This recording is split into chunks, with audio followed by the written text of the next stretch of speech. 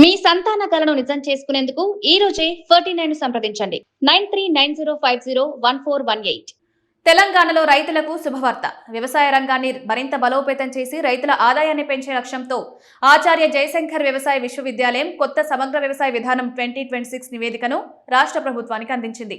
ఈ నివేదికలో వరి సాగును తగ్గించి ప్రత్యామ్నాయ పంటల వైపు రైతులను ప్రోత్సహించాలని సూచించారు.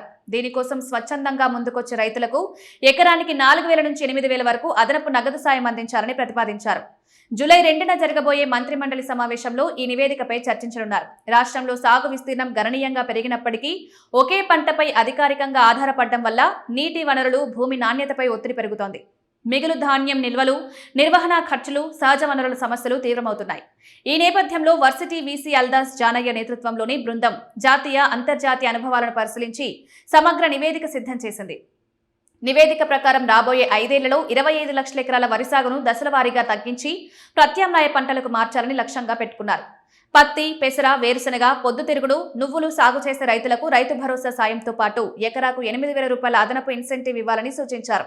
జొన్న సాగుకు 5,000, మొక్కజొన్న, కంది, మినుము, ఆముదం, సోయాబీన్, శనగ వంటి పంటలకు ఎకరాకు 4,000 చొప్పున సాయం అందించాలని ప్రతిపాదించారు.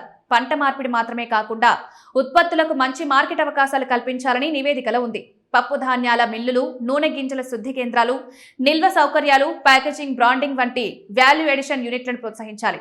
మహిళా స్వయం సహాయక సంఘాలు, ప్రైవేట్ సంస్థలను ఈ ప్రక్రియలో భాగస్వాములు చేయాలని సూచించారు.